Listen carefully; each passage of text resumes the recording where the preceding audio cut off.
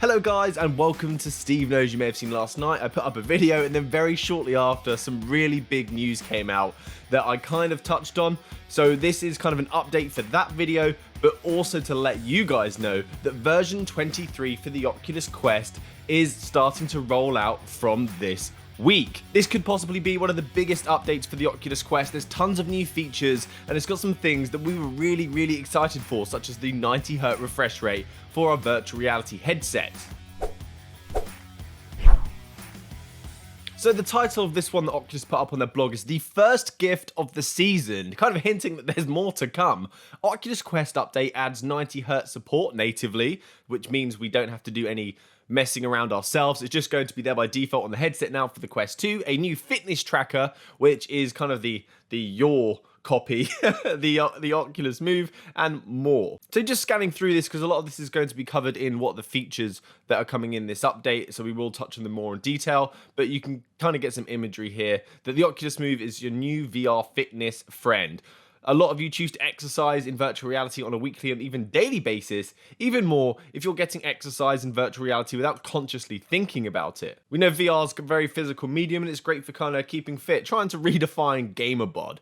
They've also touched on the 90Hz support that's coming. The Oculus Link is now looking even better, and that we can actually have 72Hz, 80Hz, and 90Hz from the PC app. That's pretty interesting. But the bit I wanted to touch on in this blog, because the others are kind of covered in the release notes, is this: share the gift of virtual reality with app gifting and casting. Finally, we're adding new ways for you to share virtual reality with your family and friends during the holiday. Feeling generous? Later this month, we'll be rolling out app gifting, letting you purchase games or experiences through the store and send them to a friend. Just look for the Buy for a Friend button. You just tap the three dots in the menu mobile app and make sure that you have their email address handy. So hopefully that email address, I assume, is going to be their Oculus account email. That's great news that we can finally gift games for friends. It's kind of a shame that we can't buy gift cards and then add that to like a balance.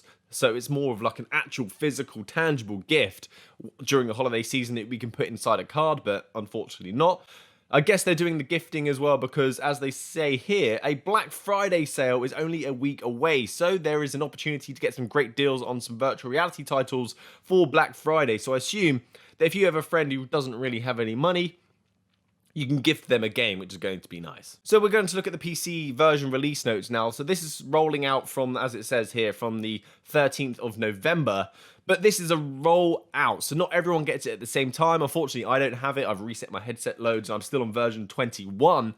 So I don't know what happened to version 22, but we're on 23 now, and I still don't have it. So unfortunately, as soon as I do, I'll give you a tour and give you my opinions on some of these updates. So the Oculus Link is now out of beta. Hooray, finally. In addition to the beta exit, we're adding the following features to let you crank up the visuals by fine-tuning the graphical preferences. You can now set the refresh rate to 72Hz, 80Hz, and 90Hz. Please note that USB 3 is required for those higher refresh rates. And you can also adjust the render resolution for even better visuals. I know people are going to be loving to hear that because they kind of complain how blurry it is in the Quest. And of course, now we're going to have smoother gameplay because of the refresh rate. And now we can also adjust the render resolution, because previously in an older video, I was able to update the video bitrate that was being used on the Oculus Link. It is maxed out at 500, but once you hit around the 300 mark, you can't really tell the difference. It looks fantastic. This is a really big improvement. So if you've got the Oculus Link and you've been using virtual desktop, this is now kind of getting pretty comparable. But do you want to have it wireless, or do you want to have the minimal latency? That's kind of the decision you have to make now. Instead, virtual desktop used to have better visuals and it was wireless, and now they're meeting in the middle now. It's getting harder to tell. Right, moving on to the Quest build. Now, this is the biggest update. There is so much here.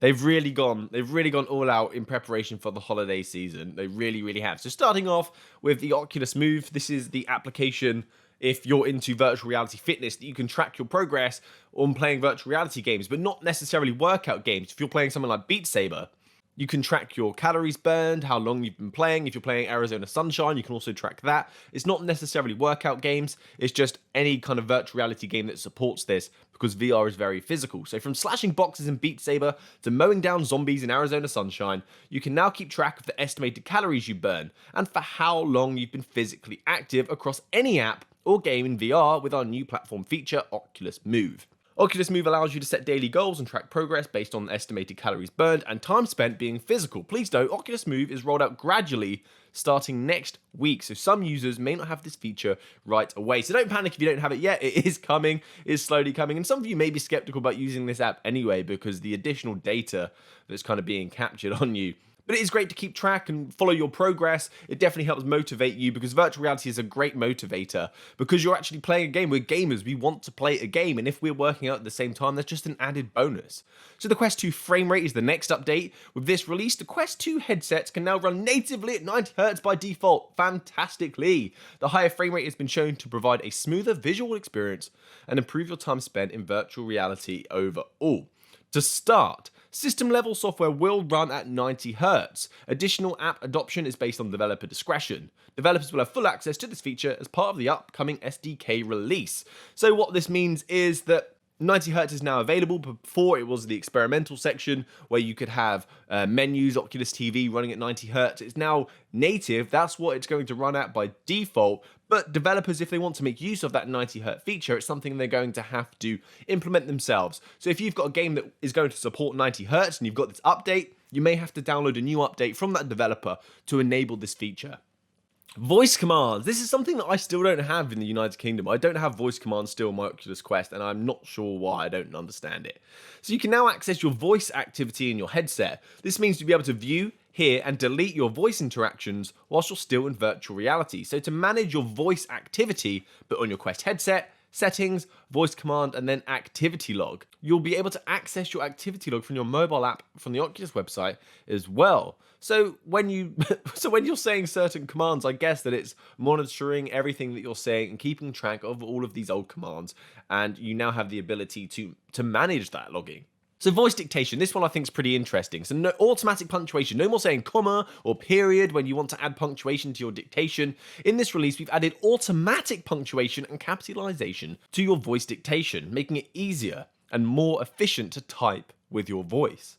Doesn't that sound like it's from the future? But how fantastic is that? Some AI stuff going on there to understand your dictation and know when to fill in periods and commas, question marks and capitalization. Where was that when I was doing my dissertation? So as you speak, dictation will automatically fill in periods, commas, question marks. Afterwards, you can give us a thumbs up or a thumbs down to provide feedback on your experience. So this is, I suppose, going to be able to teach the AI. So if you give it a thumbs up, fantastic, they might capture that and use that for some supervised learning on their model. If it's a thumbs down, again, they might use that to help train their model again. A gradual rollout as well, so you may not have this at launch in US and Canada. UK isn't there, so I guess that answers the previous question I had. Dictation from the search bar. Voice dictation will now be conveniently integrated within the search bar. Instead of triggering dictation from the keyboard, you can now quickly find it in the search bar where your query will auto-submit, so you can search results within a second. That is, of course, a nice usability feature. Oculus are always trying to improve on their usability. Voice commands, voice dictation, and predictive text availability. They're really pushing for these voice commands, aren't they? All three features will be available to English speakers in Canada. Please note these features will be rolled out to users in Canada over time. So again, you may not have this immediately. Accessibility. You may have recently seen that Facebook did push out a video of a recommended kind of accessibility implementation for applications, and I thought that was a fantastic update for developers to be more inclusive. So this update is to help improve the readability of text in virtual reality. We now have the option to adjust the font size for text that appears in your headset. So go to settings, device, and text size. This one I think is kind of pretty handy, especially when text is so small. And if you're on the original Quest and the text is so small and the resolution isn't so high, it's not extremely clear. So that could be very, very handy for some people. Especially, I see a lot of the older generation, my nans even got into virtual reality and got an Oculus Quest. So I'm sure they're going to enjoy that one. We've updated the mobile app to allow you to seamlessly launch app content the next time you put on your headset. This means the next time you see a challenge you want to join or event you want to attend in the mobile app, save it and it will show up in your headset. Please note this feature is an experiment and may not be available to all users. Of course, this one sounds pretty interesting. So on the application, if something pops up and I press it, I want to join that, pressed it, put on my Oculus Quest headset, it will automatically boot up kind of that event or that game so I can participate. That sounds great. We've also made software enhancements for the Quest 2 to reduce latency to improve your VR experience. Okay, so a nice little latency update, some internal performance improvements, always great to hear. So in VR experience update, to help you feel more comfortable from anywhere in VR, you can now grab and move the keyboard and menu bar for a more optimal position in your situation. With this release, we've introduced the ability to complete additional tasks within the app without having to return to your home. This means sending friend requests, sharing media, in-app purchases. More can be completed without leaving the current app experience. Fantastic. That's always good. You want to play a game, you're like, hold on, let's just pause for a second. I've kind of got some VR errands to run, and then I have to kind of leave my game. So that's a very, very helpful usability issue. The first one about moving the menu and the keyboard, I believe, wasn't that already available in the Rift? So the fact that they're bringing that over is a given. It's not that exciting, but that's something I believe we should have had in the first place. Education, teaching people about virtual reality. This is definitely a problem. Anytime I let someone to use my virtual reality headset, a new VR headset, they're always a bit new. They're always like, what am I doing? And you have to kind of explain to them, but you can't show them, which is a way that people learn. They learn by actually being shown how to do something. So we know it can be overwhelming for new VR users to enter VR for the first time. We've created some new features to help.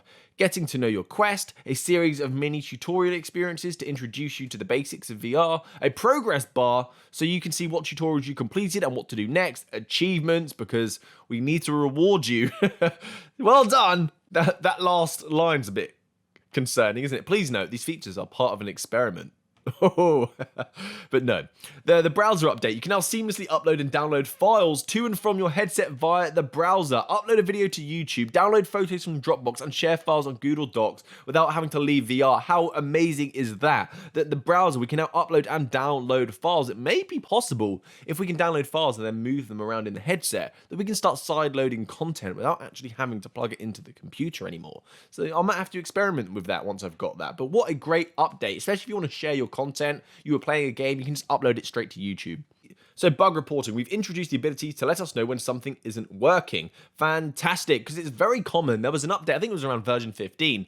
Everyone was having so many issues, and how do we tell Oculus that something's wrong? How are they made aware?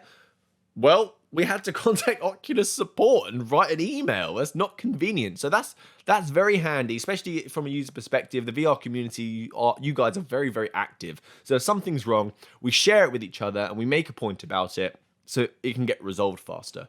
Quest apps on Quest 2. If you had a Quest headset and upgrade to Quest 2, you'll now have the option to automatically download your previously downloaded apps from your Quest when you finish setting up your Quest 2. So I suppose this is very, very handy for if you like, much like the Xbox, if some of you have got the Xbox, once you're setting up, it just has the option to kind of transfer what was available previously on your old console and allow it to be downloaded onto your new one. I think this is a kind of a great step for newcomers as well, especially the long process. If you've got a 256 gig headset and you want to download all of those games, to go through all of the ones that you want isn't convenient. It's nice to have it set up, automatically start downloading all the games. We can just leave it to the side and then leave it for about an hour or two, come back, and everything should be ready to go.